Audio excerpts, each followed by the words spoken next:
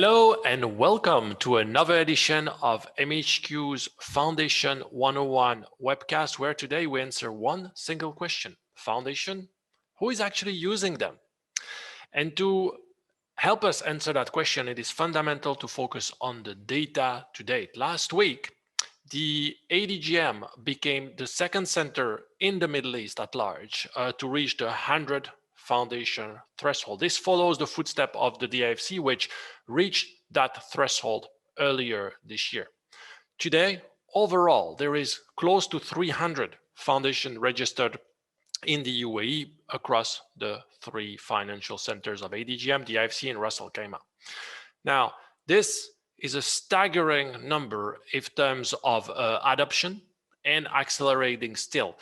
Since the 1st January 2020, 75% of those foundations were registered. For the DIFC alone, 85% of the foundation registered in the center were registered since the 1st of January 2020. In other words, people are educating themselves, acting, consolidating, using some of the foundation regime available in the Middle East. But the question is, who is actually using them and for what purpose? Now, none of these financial centers have so far made some of their granular data available publicly, but we at MHQ have actually reached what we believe is now a reasonable sample size with more than 100 foundations under administration. And we have this data, and we thought it would be interesting for any users out there that we share them to shine a light on who is actually using these tools. And the first interesting thing is which nationality are using. And it will come to no surprise, given the diversity of people living in the UAE, that 33 nationalities overall have so far made use of foundations as far as our data are concerned.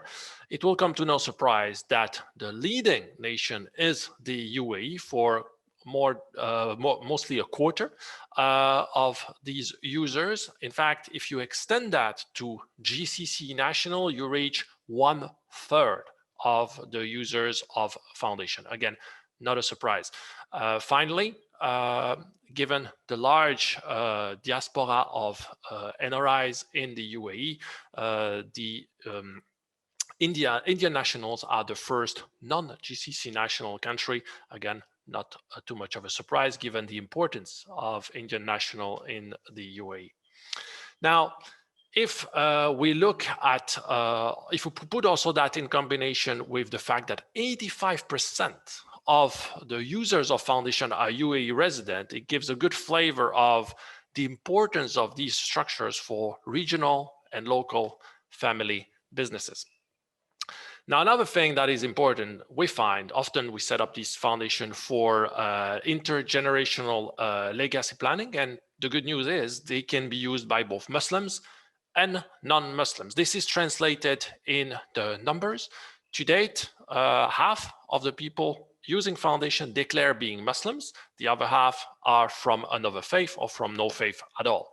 Very interestingly is what the Muslim choose to do in terms of planning. And only 6% of those Muslim families that have opted to use foundation wish to strictly follow Sharia in terms of distribution of asset, percentages, etc.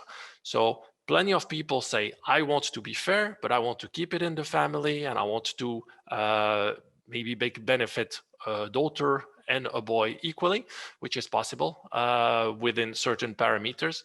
So that's a very interesting stat, and a likely one that we believe will continue with the numbers growing.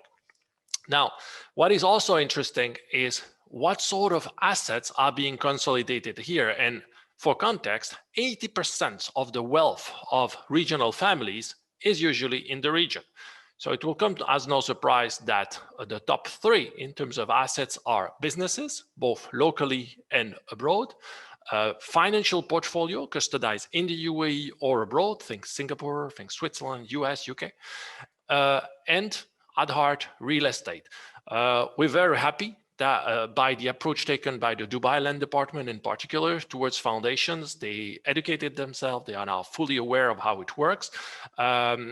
the other land departments, particularly in Abu Dhabi, are following. One issue that is being settled now, and the topic of another webcast to come, is the approach to banks, by banks to foundation and mortgages in particular. But overall, this is the top three. Now, that does not limit foundation to these assets. Of course, they can be combined with many other assets. We've seen art, we've seen jewelry, we've seen jets, we've seen boats, we've seen cryptocurrencies. Pretty much any asset class under the sun can be structured satisfactorily under a foundation. In terms of objective, again, very interesting statistic. Most foundations have multiple objectives that they tackle in one go. You have them here in front of you in order of popularity. Intergenerational legacy planning, of course, consolidation, wealth preservation or asset protection, and business continuity. Again, not too much of a surprise.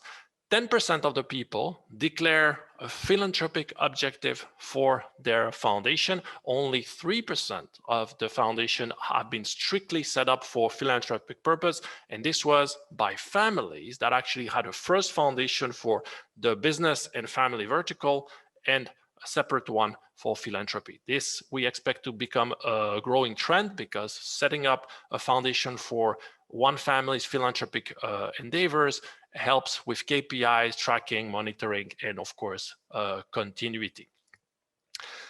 Now, it is inarguable that this sample size is reasonably small, but we believe it to be reasonably accurate because it hasn't really changed for the past 3 years.